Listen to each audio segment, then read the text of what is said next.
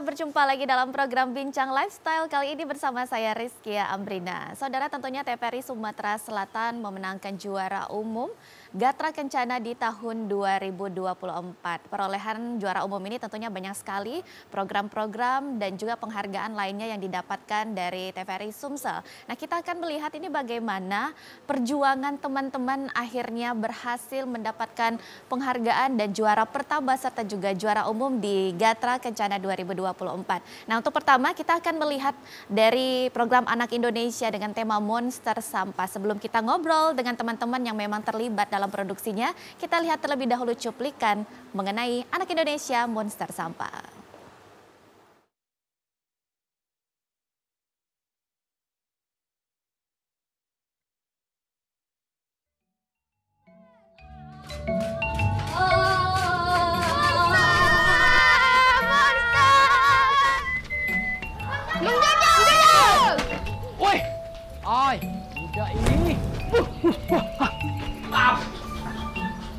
Dua cuit burungku sayang, janganlah murung, hatiku bingung. Cuat cuit, cuat cuit. Kalau sampah botol plastik ini kita diamkan di sini, lama-lama jadi cak lautan botol. Lautan botol.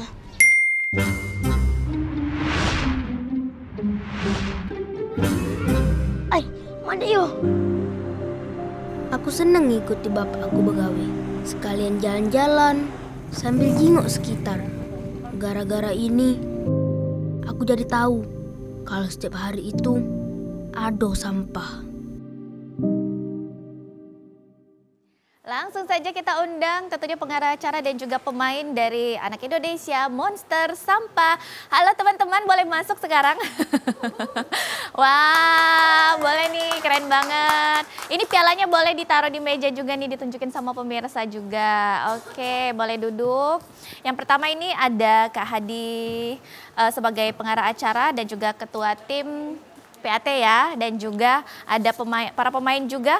Ini ada Rizky Alfarid yang jadi Ujang, yang mana?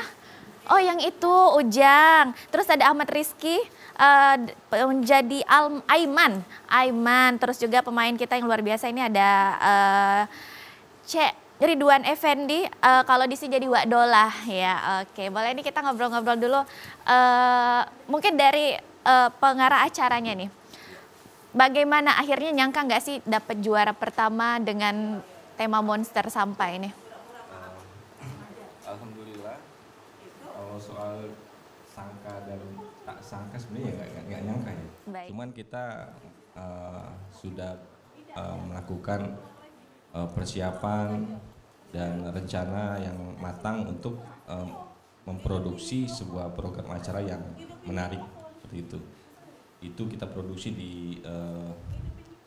di akhir Januari kalau nggak salah, persiapan dari akhir Desember 2022 masuk ke 2023 masuk Januari ke 2023 itu kita sudah mulai mengfikskan rencana itu. Jadi alhamdulillah dari rencana yang kita sudah tuangkan dalam screenplay itu kita jadi visualisasikan dalam bentuk film. Oke, jadi sebenarnya awalnya nggak nyangka ya, tapi memang perjalanannya luar biasa. Tapi nanti kita bahas kenapa nih akhirnya memilih tema Monster Sampah. Sebagai pemain nih dari Ridwan dulu nih, sebagai Wak Dolah. Ini gimana akhirnya mendapatkan pengalaman, dan mungkin kita cek audio dulu ya. Nah, ini bagaimana nih pengalamannya akhirnya mendapatkan kesempatan bermain juga di Anak Indonesia dan juga memenangkan juara pertama. Iya, assalamualaikum warahmatullahi wabarakatuh. Waalaikumsalam. Ini Cek, Ini membuat kami tuh terkejut Juang Palembang. Oh, udah nyangko. Tapi kami yakin karena sutradaranya luar biasa. Dan juga alhamdulillah Cek, dengan adanya film ini banyak sekali motivasi, edukasi Cek. Masyarakat nonton pun tergeraknya, juang kita tuh tergeraknya. Alhamdulillah Wak Dola juga main di situ, ya apa adanya. Apa adanya. Tak nyangka juga. Tak nyangka juga ya. Jadi ternyata memang untuk menggarap sebuah program ini banyak sekali keterlibatannya, bukan hanya dari sutradara ataupun pengarah acara. Ini pemain-pemainnya juga luar biasa. Ini karena kalau menjadi pemain ini PR-nya dari mimik mukanya pastinya dan juga tantangan lainnya. Nah kalau dari Ahmad Rizky yang jadi Aiman ini ya, gimana nih? Senang gak sih diterlibatkan dalam pembuatan Anak Indonesia ini? Kemarin juga apa nih tantangannya dalam pembuatan program ini? Alhamdulillah Rizky dimasuki di dalam film Monster Sampah ya. Nah itu bersyukurnya dan alhamdulillah bisa juara 1 kan, juara 1 umum. Nah kalau tempat yang paling itu tuh TPA tuh tempat sampah itu nah. Nah di situ tuh kami kan kebawaan kan, ada yang nak muntah, ada yang nak itu kan. Nah, jadi disitulah tempat paling itunya. Paling sulitnya ya oke. Jadi tantangannya karena memang membahasnya tentang sampah, jadi berkaitan juga dan harus syutingnya sama sampah juga pastinya ya. Nah kalau dari Rizky Alfarid ini gimana nih? Seneng gak sih keterlibatan sama Anak Indonesia ini, nyangka nggak juga, dan apa nih yang paling menjadi tantangan saat pembuatan film kemarin? Di TPA. TPA juga sama, itu kenapa tuh? Gara-gara kenapa? Sulit, banyak sampahnya. Selain itu ada lagi nggak? Mungkin kayaknya yang paling berat TPA semuanya, yang lain nih yang paling berkesan? Ada. Nggak ada, itu aja ya. Tapi seneng nggak menang juara 1 nih? Senang ya, alhamdulillah. Nah kita kembali ke pengarah acara nih tentunya Kak Hadi. Kan banyak nih tema-tema lainnya dan juga sudah digarap juga ada beberapa. Ini kenapa nih akhirnya memilih menggarapnya mengenai monster sampah ini? Kita kebetulan di dalam jadwal itu memang tema sudah disediakan, kita tinggal memilih. Salah satu tema yang kita pilih itu tema tentang kreativitas dari bahan bekas. Dan sebenarnya ide awal itu malahan kita ingin memproduksi di ini, set lokasi dulu awalnya ide itu. Set lokasi kita di rumah susun karena kita lihat tuh secara lokasi, secara struktur bangunan itu menarik untuk dieksplor. Kemudian kehidupan, di mana kehidupan di rumah susun itu ya kehidupan yang kompleks dengan berbagai persoalan, khususnya juga ya kita tahu sendiri masalah kebersihan itu ya masih menjadi persoalan.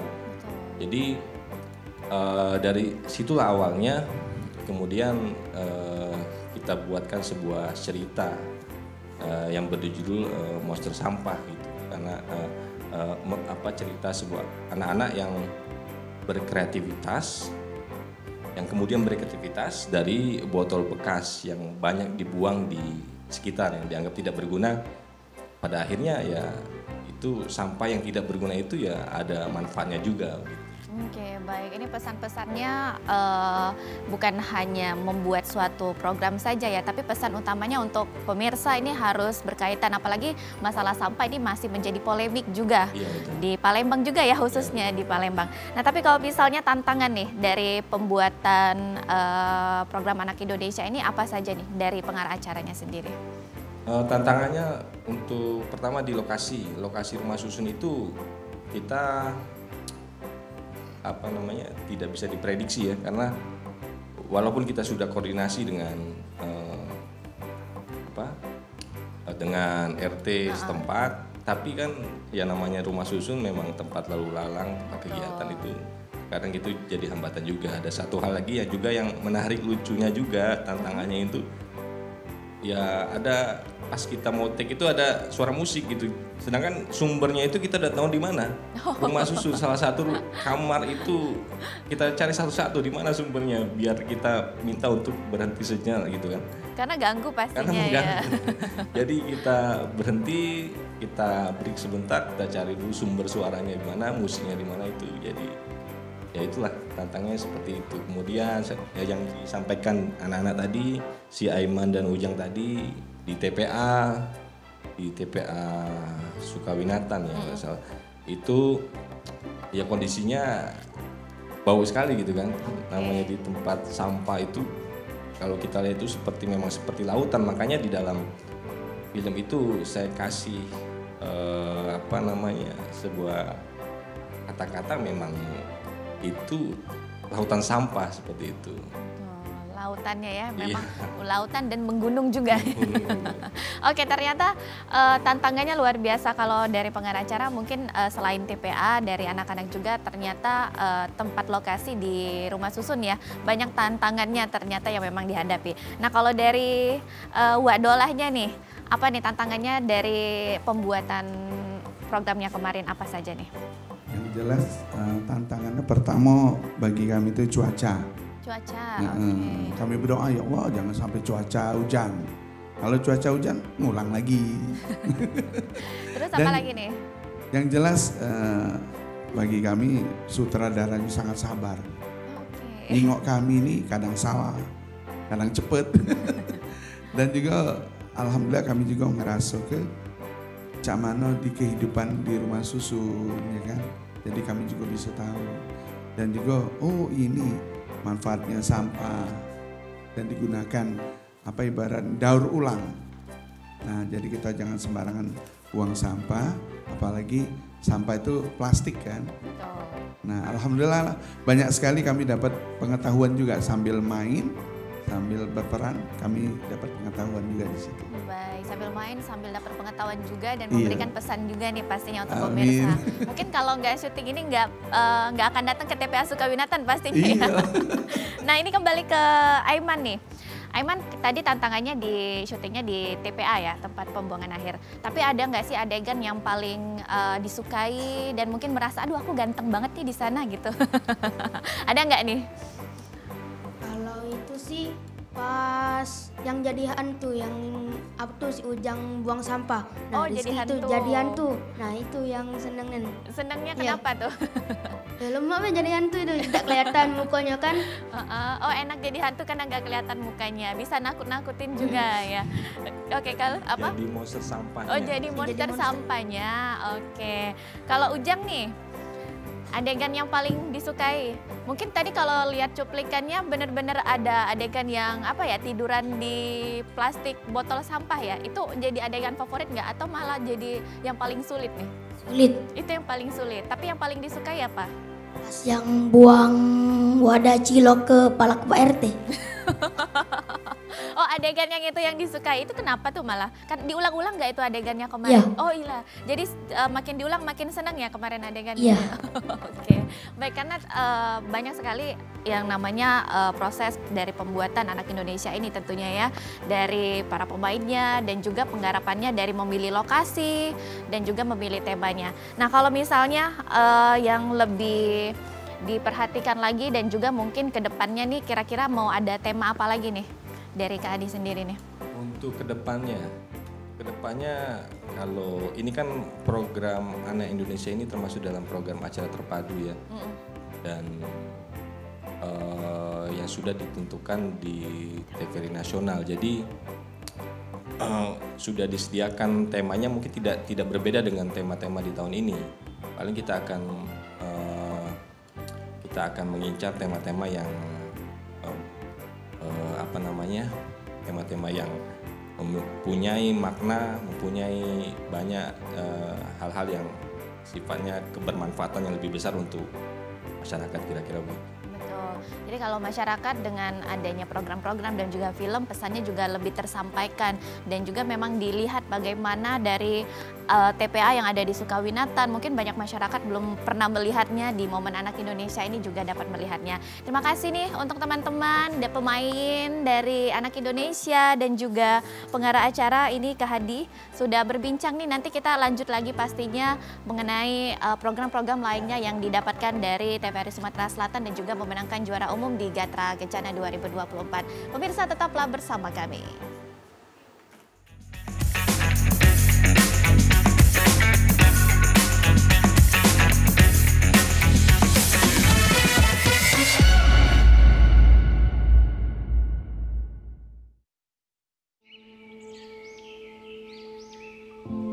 Taman Nasional Tanjung Puting. Disinilah lokasi kami tinggal dan hidup. Hutan hujan tropis di Kalimantan adalah rumah bagi kami, orang utan. Orang utan ini adalah yang satu-satunya peninggalan nenek moyang kita dan sangat disayangkan apabila kita tidak melindungi dan mengetahui apa sih orang utan itu. Kita harus melindungi dari kepunahan dan untuk menjaga kelestariannya. Jagalah kami dari kepunahan, agar tak hanya dongeng yang menjadi warisan.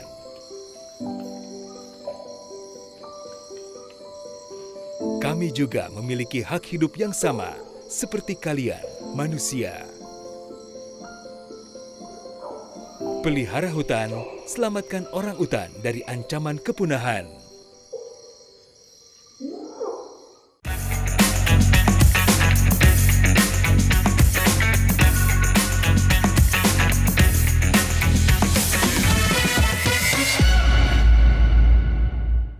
Pemirsa, Anda masih bersama kami dalam Bincang Lifestyle. Sebelumnya kita sudah ngobrol nih dengan teman-teman dari Anak Indonesia dengan judul Monster Sampah. Selain itu, TVRI Sumatera Selatan juga memenangkan dan juga memasuki nominasi dari Gending Sriwijaya dan juga Peradaban Sriwijaya. Mungkin kita undang dulu nih pengarah acara yang juga nantinya kita ngobrol-ngobrol seperti apa, bagaimana juga latar belakangnya sampai juga memilih tema ini. Tapi sebelumnya kita lihat cuplikan yang satu ini.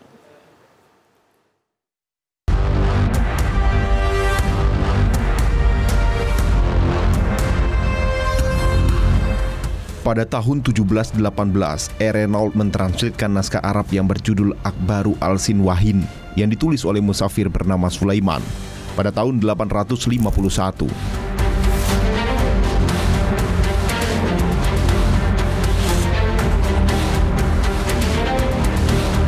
Ia menyebut bahwa ada kerajaan besar bernama Zribuza.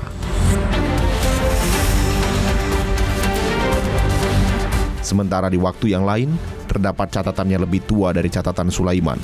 Catatan musafir Cina bernama Itsing yang berkembara jauh untuk mempelajari Sabda Widya untuk persiapannya menuju India. Kebiasaan Itsing mencatat perjalanannya menguak kisah masyhur keberadaan kerajaan Sriwijaya. Dalam dua buah karyanya, Nanhan Chekwe dan Neva Chuan, kisah Itsing pada tahun 671 diceritakan olehnya. Ketika angin timur laut mulai bertiup, kami berlayar meninggalkan Kanton menuju selatan. Setelah lebih kurang 20 hari berlayar, kami tiba di Silifoshi. Silifoshi yang dimaksud Itsing di sini adalah Sriwijaya. Tabir itu pun mulai terbuka tentang letak kerajaan Sriwijaya yang saat itu masih berdampingan dengan kerajaan Melayu di Jambi dan kerajaan Kedah di Semenanjung Balaka.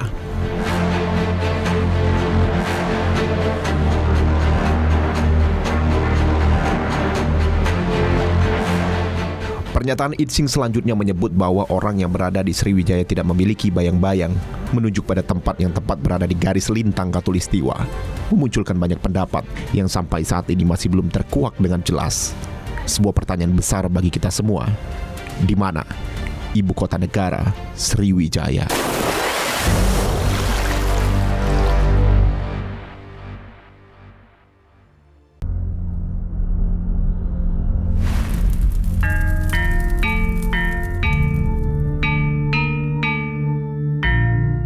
Latar belakangnya kan harus membesarkan atau mengenang kebesaran Sriwijaya.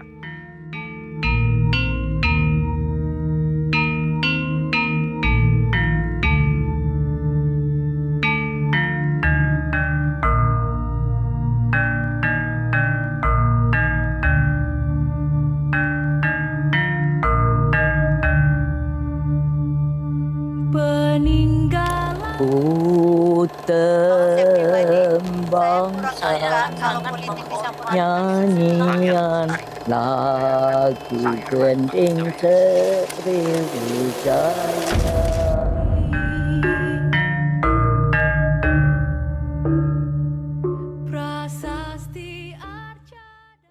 Baik, langsung saja kita undang juga ini pengarah acara, ada Kak Rizky Dika Saputra. Boleh masuk, halo. Wow, nah ini juga dari Pesona Indonesia, Gending Sriwijaya dan juga Peradaban Sriwijaya ini juga bersama ketua timnya, ini ada masih bersama Kak Hadi juga tentunya ya. Nah, kita boleh bahas dulu mungkin dari Kak Dika terlebih dahulu nih. Ini sebagai pengarah acara, awalnya kenapa nih, ini ada dua ya, Peradaban Sriwijaya dan juga Gending Sriwijaya. Ini kenapa lebih memilih temanya seperti ini dibandingkan tema-tema yang lain juga nih? Oke. Kalau kenapa Sriwijaya sebenarnya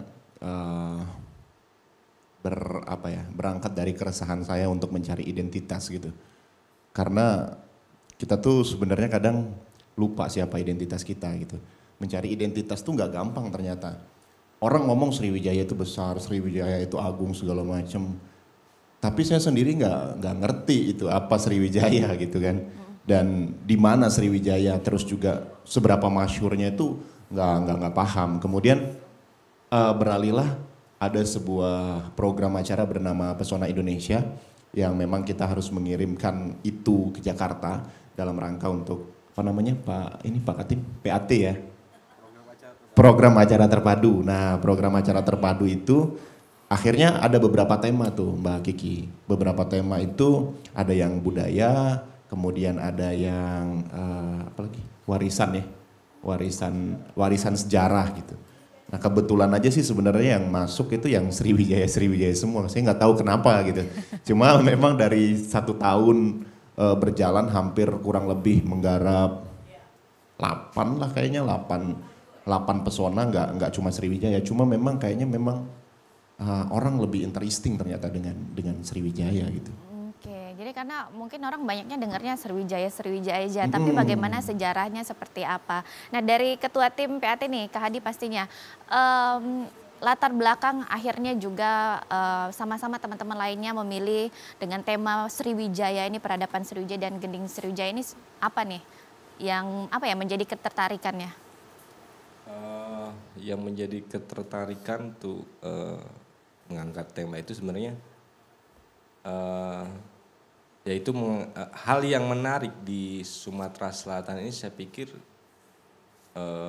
tentang budaya dan sejarah ya, kalau dibanding dengan seperti Bali, seperti Padang yang keindahan alamnya luar biasa jika dibanding ya dengan Palembang. Jadi mungkin materi yang paling kuat di Sumatera Selatan ini adalah tentang budaya dan sejarah. Mungkin itu yang menjadi latar belakang kenapa teman-teman memilih tema itu untuk diproduksi dalam film dokumenter gitu.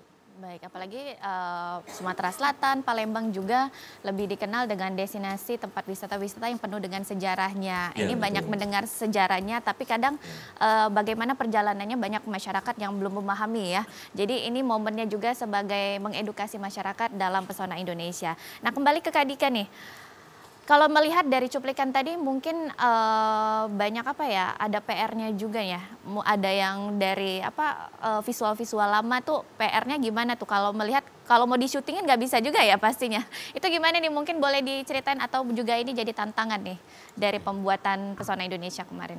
Kalau yang banyak visualnya sebenarnya kita yang nggak bisa di-create ya, dalam artian nggak bisa pakai orang, itu adalah yang Peradaban Sriwijaya itu. Jadi kita pakai, namanya sekarang kan udah ada AI ya, Artificial Intelligence itu. Dalam artian kita bisa menggerakkan gambar sehingga kita bisa seakan-akan mewujudkan, oh kerajaan Sriwijaya itu seperti ini gitu. Nah itu pun memang harus ngedragnya, kemudian harus kasih kasih semacam keynote-nya gitu. Jadi kayak semacam kata-kata kunci yang memang harus dimasukin di situ. Nah mungkin PR-nya adalah itu gitu. Karena kan kalau ngomongin Sriwijaya, banyak orang bahkan budayawan pun ada yang ngeklaim bahwasan Sriwijaya nggak ada gitu kan. Kemudian juga ada beberapa orang luar sana ngomong Sriwijaya cuma sekitar nama aja gitu. Nah padahal saya juga melihat itu, dan akhirnya itu yang menjadi trigger gitu, menjadi trigger untuk wah kayaknya kita perlu benar-benar menelusuri, jangan sampai kata orang gitu kan.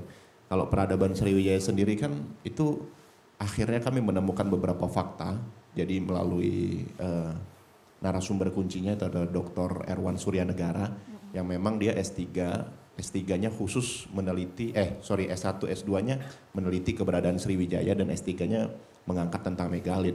Nah saya pikir ini kuat banget dari sisi materi waktu itu. Akhirnya salah satu rekomendasinya adalah di Candi Bumi Ayu. Candi Bumi Ayu di Pali ya. Pali. Jadi di Pali itu ada Candi Bumi Ayu kurang lebih ada sekitar 12 candi dan masih ada yang terkubur di dalam itu.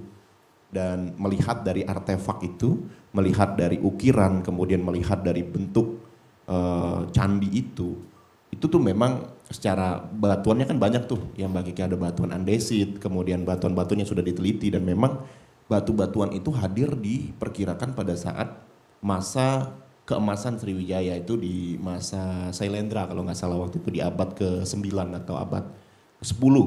Nah dari situ kita bisa mengambil kesimpulan, balik lagi saya sebagai pembuat film dokumenternya ya melempar lagi ke masyarakat gitu.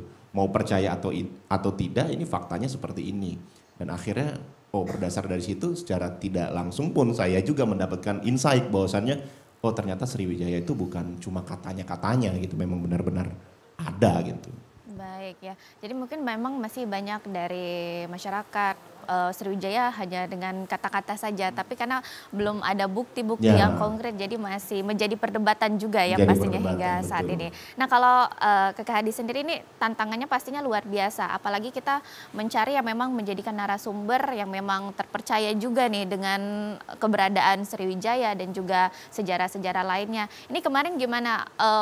Akhirnya bisa menemukan satu sejarawan ataupun juga budayawan yang memang berkaitan sekali yang bisa memberikan sejarah mengenai Sriwijaya itu bukan hanya nama aja. Untuk peradaban Sriwijaya ya salah satu tokoh sejarawan di Palembang ini ada itu ya Kiai Erwan Suryanegara ya gitu ya. Jadi kita beliau untuk berbicara dan mengulas tentang bagaimana tentang peradaban Sriwijaya. Dan untuk satunya lagi untuk program Gending Sriwijaya itu karena kita mengangkat gending jadi ya narasumbernya kita langsung ke tokoh utamanya itu ya Anak Mari ya almarhumah dan Ibu Elrudi ya. Jadi dari beliau berdualah menjadi narasumber kita yang kemudian kita observasi dan menemukan beberapa narasumber lain yang bisa bicara soal sejarah Gending Sriwijaya itu. Oke, jadi emang tokoh-tokohnya dicari yang memang berkaitan dengan sejarawannya juga, apalagi mungkin dari Gending Sriwijaya memang dikenal sebagai penari yang sudah menari dari zaman di Istana Negara dan pembuatnya juga ya mungkin sempat dibahas kemarin. Baik, ini mungkin satu lagi nih, sedikit nih tantangannya nih, yang paling yang paling PR dari pembuatan Pesona Indonesia kemarin apa nih, boleh dari Kak Dika nih? Kalau saya adalah, saya tuh mengangkat sesuatu yang tidak bisa diperagakan melalui visual secara utuh gitu. Kita ngomongin Gending Sriwijaya, kalau kita bahasnya cuma sekedar tari, itu akan sangat monoton kan? Betul. Kita membahasnya dari sisi tarinya aja gitu, sangat monoton. Dan akhirnya menjadi tantangan adalah gimana saya bisa memvisualkan gambaran perjalanan tari Gending Sriwijaya ini dari mulai dia muncul sampai akhirnya di blacklist. Waktu itu kan sempat tari Gending Sriwijaya itu nggak boleh ditarikan dan nggak boleh dipentaskan karena salah satu dari aransemen lagunya itu juga terindikasi terhadap gerakan-gerakan yang waktu itu memang dilarang gitu. Lembaga kesenian rakyat lah waktu itu yang memang dilarang. Tapi akhirnya bisa muncul lagi itu menjadi sebuah hal yang wah ini gimana cara memvisualkannya gitu. Makanya di dalam tari Gending Sriwijaya itu kalau memang kita melihat itu ada sebuah teatrikal di sela-sela pengantar antara tari satu dengan tari lainnya adalah saya menggambarkan tari itu menjadi bagian yang hidup gitu. Jadi tari itu tuh hidup gitu. Jadi dia bisa berekspresi gitu melalui teatrikal khususnya teman-teman dari sanggar tari juga. Dan yang lebih ininya lagi adalah setelah film ini rilis, tayang, narasumber kunci kita semuanya, Ibu Eli Rudi, kemudian Ana Kumari, itu meninggal. Nah, artian ini menjadi sebuah warisan yang menurut saya kayaknya nggak akan ada lagi orang yang bisa berbicara tentang gending se-real mereka. Dan terakhir itu Bu ini ya, Delima Tatung ya. Delima Tatung itu penari generasi pertama itu. Betul. Jadi kalau Eli Rudi sama Ana Kumari mereka generasi keempat kalau nggak salah di masa itu dan mereka sejaman. Dan akhirnya kita ngomong sekarang ya nggak ada lagi. Betul. Siapa yang mau berbicara gending Sriwijaya secara otentik seperti mereka, nggak ada. Wow, luar biasa. Iya itu. Dan juga dari Pesona Indonesia ini Peradaban Sriwijaya dan juga Gending Sriwijaya ini akhirnya memasuki nominasi di Gatra Kencana ya di tahun 2024. Ini masih banyak lainnya pemirsa program-program lainnya dan juga penghargaan lainnya yang didapatkan dari Gatra Kencana di tahun 2024. Nanti kita akan lanjut lagi ngobrol lagi dan tetaplah bersama kami dalam Bincang Lifestyle.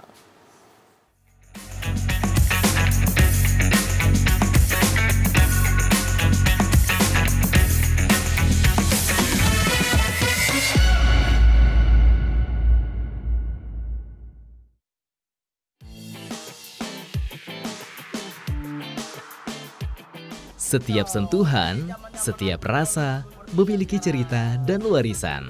Bertemu lagi bersama kami berdua, iya dalam acara Bejajan, iya Bepajo sambil jalan-jalan. Jelajahi cita rasa kuliner daerah dalam program Bejajan, Bepajo sambil jalan-jalan. Setiap hari Senin, Kamis, dan Sabtu. Pukul 8 waktu Indonesia Barat, hanya di TVRI Sumatera Selatan.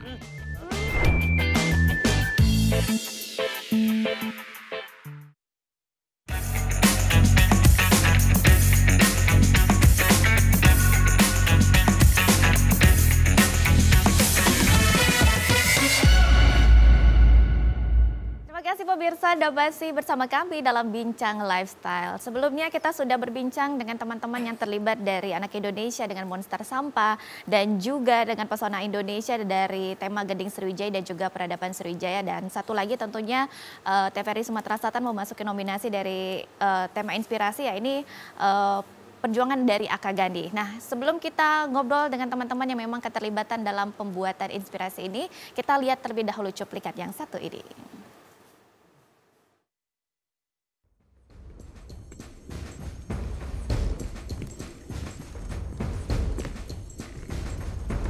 Check this out.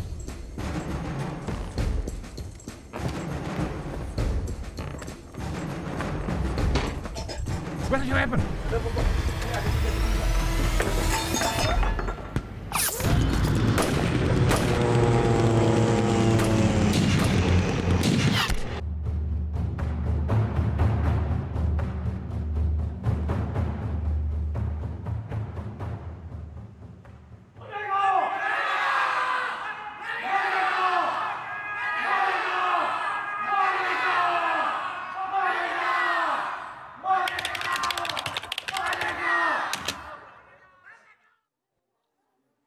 Baik, langsung saja kita undang pengarah acara dari Gerilya Ekonomi Politik Akagani, Inspirasi Indonesia, ada Kak Frans Reza. Halo Kak Fran. Oke. Halo, kita ngobrol-ngobrol dulu nih. Ini tentunya juga dari Gerilya Ekonomi Politik Akagani ini memasuki juga nominasi dari Inspirasi Indonesia di Gatra Kencana tahun 2024. Alhamdulillah. Ini boleh diceritain nih dari Kak Frans nih, banyak tentunya pahlawan-pahlawan dan juga dari beberapa yang memang menginspirasi juga yang ada di Kota Palembang dan juga di Sumatera Selatan. Ini akhirnya kenapa nih memilih temanya Gerilya Ekonomi Politik bersama dengan Akagani juga ini? Yang kita tahu pahlawan di Sumatera Selatan itu yang menjadi pahlawan nasional ada dua. Yang pertama tentunya Sultan Mahmud Badarudin II dan kemudian Bapak Dr. Akagani. Nah, jadi di sini ketua tim PAT Mas Hadi memberikan perintah atau juga order gitu ya. Bagaimana kita membuat setting daripada perjuangan seorang Akagani. Selama ini kan setting sudah kita buat tuh beberapa kali tentang Akagani, tapi itu cuma slide gambar. Jadi Hadi ingin membuat bagaimana kalau upaya dari Akagani dalam perjuangan di era revolusi fisik itu diadegankan, mulai dari konfrontasi dengan Jepang dan kemudian dari Inggris, dan kemudian diadegankan dengan adegan action gitu ya. Dan kita jarang-jarang sekali membuat dan mungkin belum pernah ada perjuangan Akagani itu difilmkan seperti kita. Jadi bahkan sesudah film dokumenter ini jadi, banyak yang menyayangkan kenapa nggak buat yang 1,5 jam kayak di bioskop gitu ya. Kita sih mau aja, cuman dari segi kemampuan atau apa itu kita kan, tapi intinya semua pihak mulai dari Museum Akagani, kemudian pencinta sejarah sangat menyambut baik keberadaan atau pembuatan film ini. Begitu ya mungkin Pak Produser. Ya, baik, ini kalau dari Kak Hadi juga nih, keterlibatan juga sebagai produser dan juga ketua tim PAT juga. Ini memilih Akagani dan juga proses dari pemilihan latar belakang dan juga tantangan yang memang dari inspirasi Indonesia ini apa aja? Awalnya materi awal itu kita memilih Soekarno menjadi materi kita awalnya. Karena dalam sejarahnya itu ada beberapa literatur itu mengatakan bahwa Soekarno pernah singgah dan melakukan beberapa aktivitas di Palembang, di daerah Uluan ya, kalau nggak salah. Uluan. Tapi ketika kita observasi data itu dari sumber itu ada yang berbeda-beda, banyak yang berbeda dan secara bukti baik berupa tulisan, foto itu sudah nggak ada, jadi kita agak susah untuk mengeksplor itu pada waktu itu, dan makanya dari situlah kemudian kita beralih memilih Akagani menjadi sumber cerita di dalam film dokumenter yang digarap oleh sutradara Fran Reza ini. Dari situlah kita mulai membuat perencanaan dan kemudian ya kita rencana memproduksi dengan sebenarnya sudah pernah kita memproduksi Pahlawan Pak Akagani ya beberapa tahun dulu ya.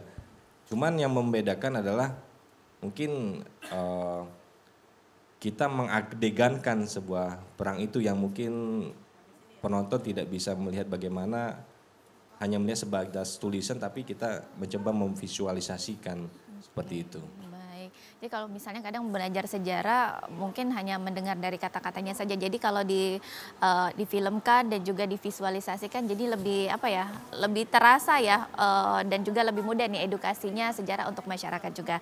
Nah dari Kak Frans Reza juga nih, tantangannya apa aja nih dari yang dilakukan Inspirasi Indonesia? Kita kan biasa buat drama gitu ya Bang ya, atau komedi, tapi kita buat action ini belum pernah. Makanya saya sedikit kesulitan, mungkin kemarin waktu di lapangan dilihat gimana sih observasinya. Kita kan nggak pernah buat film adegan action gitu ya. Beruntung di sini kita ada bantuan dari Mas Nopal yang jadi stunt director perang gitu kan. Kemudian Hadi memberikan kepada saya video bagaimana sih cara membuat efek tembakan gitu. Jadi saya di rumah ya cerita sedikit ya, tepung beras itu saya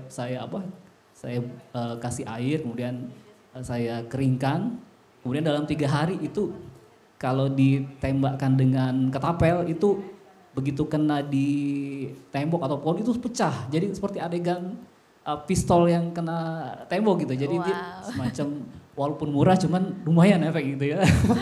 Seperti gimana? Efek tembakan. Efek tembakannya gitu kan. Oh, nggak pakai peluru beneran ya? Nggak pakai peluru. Kalau saya peluru beneran mungkin gimana Pak? Sakit. Gitu. Jadi mungkin itu, dan kemudian dari segi properti harus sesuai dengan masa tahun 45 gitu ya. Betul. Jadi observasinya agak lama dengan Mas Hadi gimana cari lokasi yang ruangan yang pas, kemudian kita dibantu juga oleh komunitas ontel untuk baju pejuang, baju Belanda dan baju Jepang. Dan kemudian kita dibantu oleh warga Kenten Laut untuk menjadikan di sana Kenten Laut seperti Palembang kayak tahun 45 gitu, lebih kurang gitu ya. Belum maju ya. Belum maju tapi apa namanya? Lebih klasik gitu kawasannya. Jangan bilang belum maju.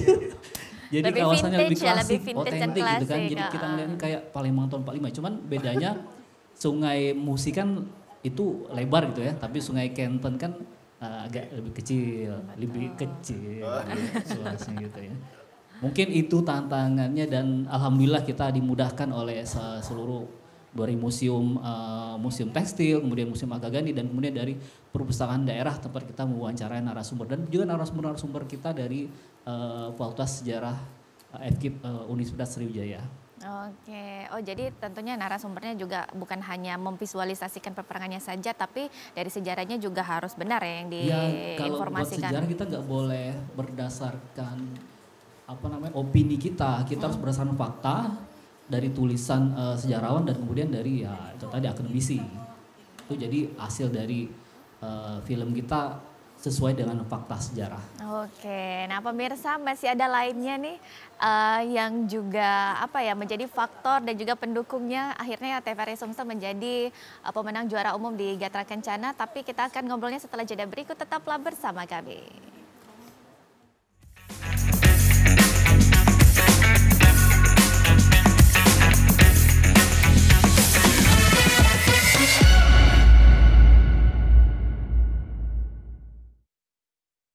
Kehidupan saya dulu, ya boleh dibilang mapan dan mencukupi. Ya. Celananya. Waduh. Iya berat. Hati-hati dong mas. Tapi harus dijalani demi anak dan istri. Pemandangannya bagus banget ya. Iya, bagus banget. Pengennya sih berbuat sesuatu yang lebih. Makannya yang bener ya.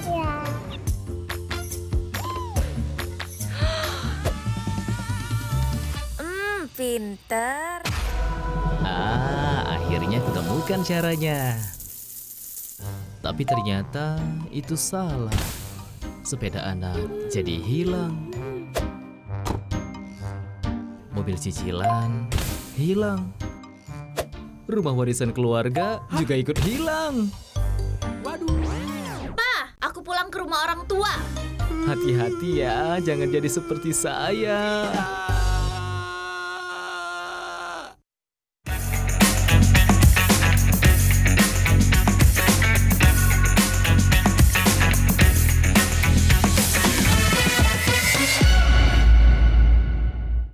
Anda masih menyaksikan program Bincang Lifestyle. Nah, sebelumnya kita sudah banyak sekali berbincang dengan teman-teman yang memang keterlibatan bersama dengan program-program yang masuk nominasi dan juga juara dalam Gatra Kencana di tahun 2024. Ada lagi pemirsa, belum sampai situ saja. Ini ada 2 lagi tentunya penghargaan yang, 3. Ada 3 penghargaan lagi yang memang diterima dari TVRI Sumsel. Mungkin kita undang dulu teman-teman. Yang pertama ini ada Kak Naufal dari editor terbaik Gatra Kencana 2024 dan juga ada Mbak Iklima dari Audio Woman terbaik Gatra Kencana 2024. Wow, halo. Jadi ada 3 ya pialanya yang boleh nih ditaruh di depan nih. Jadi satu-satu masing-masing mendapatkan penghargaan dan juga piala dari editor terbaik dan juga Audio Woman terbaik, dan yang di tengah ini pialanya iklan layanan masyarakat yang sebelumnya pemirsa sudah kita tayangkan mengenai judi online. Mungkin yang pertama kita ke Kak Naufal dulu nih sebagai editor terbaik Gatra Kencana. Ini perasaannya gimana nih? Menyangka atau tidakkah menjadi editor terbaik di tahun 2024? Silakan. Ya nggak nyangka, beneran nggak nyangka. Di 2023 kan kemarin kita sempat menang juga kayak gitu. Tapi untuk yang profesi ini di 2024 ini beneran nggak nyangka kayak gitu. Kayak ya saya mikirnya kayak belum pantas saja untuk mendapatkan editor terbaik karena banyak yang lebih baik daripada saya kayak gitu. Oke, awalnya nggak nyangka ya, tapi juga ini keterlibatan dari iklan layanan masyarakat juga. Ini sebagai pemeran utamanya ya. Ini kalau dari Mbak Iklima nih, gimana perasaannya akhirnya mendapatkan penghargaan dari Audio Woman terbaik ini dari gimana nih perasaannya nih? Senang sih, tapi nggak nyangka juga. Karena ya kayak kata Novel masih banyak sih audio-audio terbaik. Cuman ya selama 10 tahun di TVRI, alhamdulillah ini pencapaian terbesar saya. Dan ya senang, bangga gitu. Oke, tadi mungkin Mbak Iklima ini sudah masuk dari awal segmen ya. Sempat cek mic. Memang salah satu menjadi audio woman terbaik ini harus dicek audionya ya. Jadi jangan sampai nanti sudah syuting capek-capek ternyata audionya hilang ya. Jangan sampai terjadi. Nah kalau misalnya nih dari Kak Nova lagi nih. Apa sih yang jadi tantangannya menjadi editor ini juga keterlibatan dari teman-teman yang memang masuk di Gatra Kencana juga, seperti apa? Untuk tantangannya sendiri sih pasca produksi sebenarnya.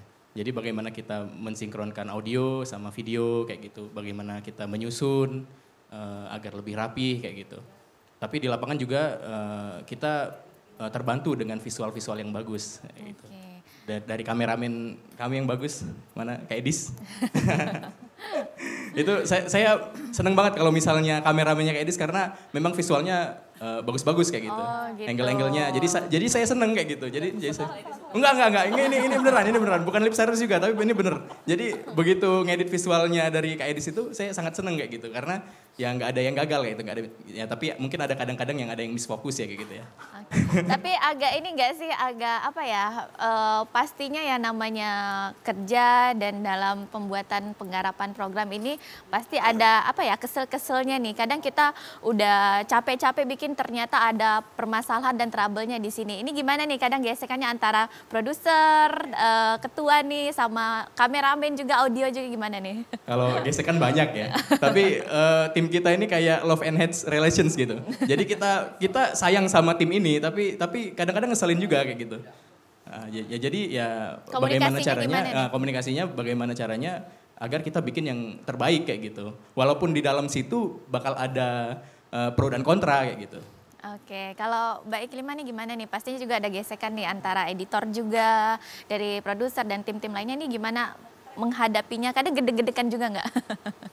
Iya, saling kerjasama sih dan juga kan saling melengkapi. Kayak kita audio berusaha sebaik mungkin untuk nggak sampai ada suara bocor.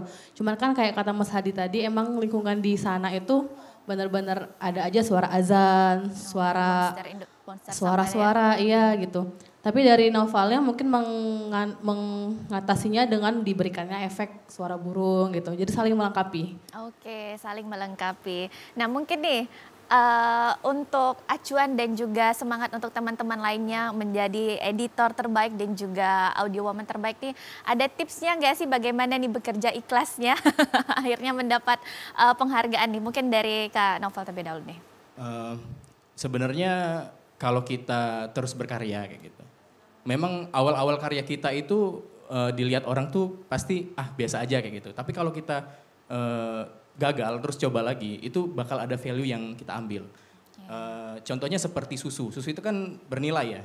Tapi kalau dianya rusak, dia bakal jadi yogurt. Dan yogurt harganya lebih mahal daripada susu.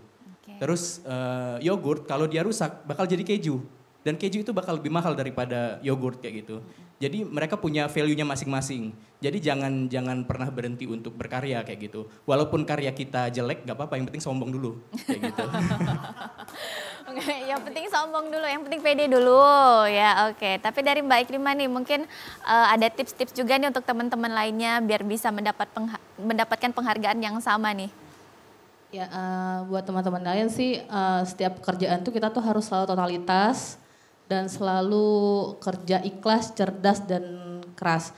Ya karena kita nggak boleh setengah-setengah dalam segala hal itu. Jadi apa yang kita keluarkan nanti outputnya juga bakalan bagus dan puas gitu. Oke, jadi kerjanya harus ikhlas, jangan setengah-setengah ya, harus di hati juga ya kerjanya ya. Oke, nah kembali ke Kak Hadi nih, tentunya sebagai Ketua Tim PAT dan juga pengarah acara yang memang memenangkan Gatra Kencana di tahun 2024. Ini harapan kedepannya nih kira-kira di tahun 2025 selanjutnya seperti apa nih? Mungkin ada pesan-pesan juga nih untuk teman-teman lainnya biar lebih semangat lagi nih, biar semuanya diborong nih pialanya. Ya, untuk di tahun 2025 seperti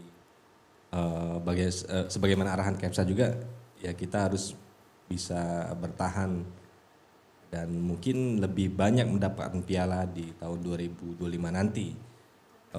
jika di tahun 2024 ini program Anak Indonesia dan ILM yang kemudian mendapat juara 1, mungkin tahun 2025 nanti kita akan sama-sama berusaha bersama teman-teman yang lain, khususnya buat teman-teman yang nanti akan bergabung baru ikut berpartisipasi juga, nanti kita akan berusaha untuk pesona, mungkin inspirasi juga untuk mendapatkan juara itu. Baik, tapi pastinya tentunya butuh dukungan support juga ya pastinya dari TVRI Sumsel, dan juga kita mengharumkan nama TVRI Sumsel pastinya ya. Oke, dari Kak Dika nih, kedepannya seperti apa? Mungkin ada harapannya dan juga mungkin kedepannya mau digarap apa lagi nih? Harapan ya, aduh ngomong harapan nih, kayak saya manusia tanpa harapan ini.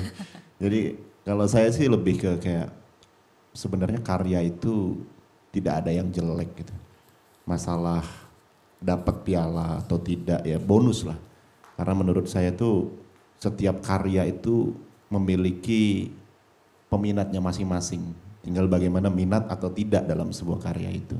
Dan yang penting adalah untuk pesona Indonesia khususnya ya, pesona Indonesia dan juga inspirasi adalah sesuai dengan judulnya, bisa mengangkat apa itu budaya yang ada di Sumsel khususnya, kemudian juga bisa menginspirasi terkait dengan sumber daya manusia yang ada di dalamnya gitu.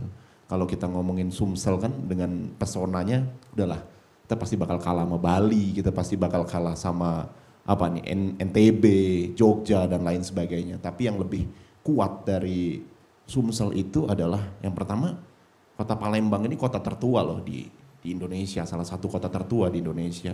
Dan itu yang menjadi sebenarnya menjadi nilai sangat-sangat besar gitu buat kita. Tinggal bagaimana kita untuk mengangkat itu, mau atau tidak, suka atau tidak gitu. Lebih seperti itu aja, dan harapannya ya siapapun nanti yang bakal garap, apapun karyanya, ya do the best aja untuk TVRI Sumsel. Mungkin seperti itu. Oke, kalau dari Kak Franz Reza nih seperti apa harapannya dan mungkin kedepannya mau garap apa lagi nih? Inspirasi Indonesia, misi utamanya adalah memberikan inspirasi kepada seluruh penonton yang ada yang menonton TVRI tentunya. Itu saja mungkin. Kalau semuanya dapat prestasi apa itu insya Allah akan mengiringi pekerjaan kita. Yang penting kita kerja ikhlas, kerja cerdas. Baik, kerja ikhlas dan kerja cerdas ya. Mungkin dari Kak Noval nih, harapannya juga seperti apa dan mungkin kedepannya apa lagi nih? Mau tetap mempertahankan tentunya editor terbaik Insafto seperti apa? Ya, kalau ke depan harapannya pasti ada ya.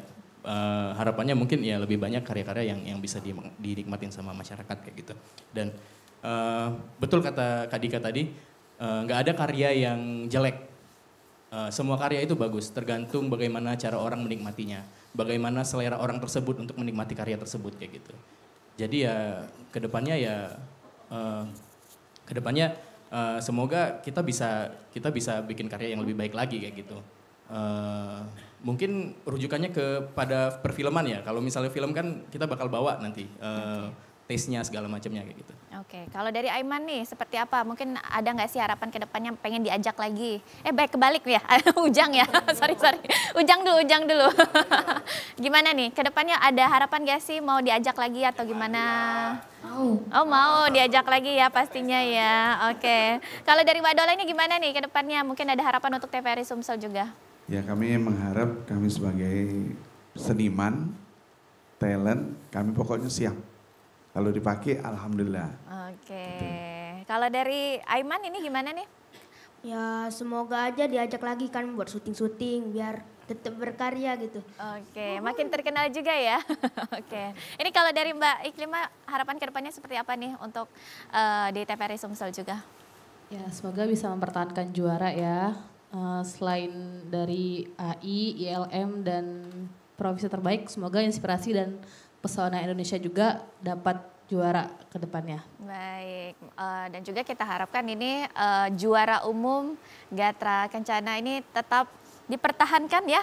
Amin, semangat ya teman-teman ya. Dan juga kita sama-sama ini berkolaborasi baik dari ketua, pengarah acara, produser, audio, dari editor juga dan talentnya juga. Ini karena satu keberhasilan itu bukan hanya dari satu orang saja, pastinya semuanya terlibat sama-sama untuk bagaimana ini memenangkan dan juga memperebutkan nominasi-nominasi yang ada di Gatra Kencana di tahun 2025 nanti selanjutnya. Terima kasih teman-teman semuanya. Boleh dong kita tepuk tangan ini untuk teman-teman kita yang luar biasa.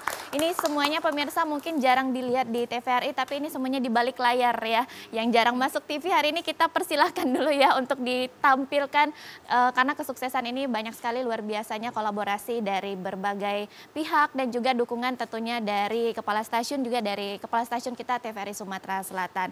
Dan saudara demikian bincang lifestyle kali ini. Akhir kata saya Rizky Amrina pamit undur diri. Terima kasih, sampai jumpa.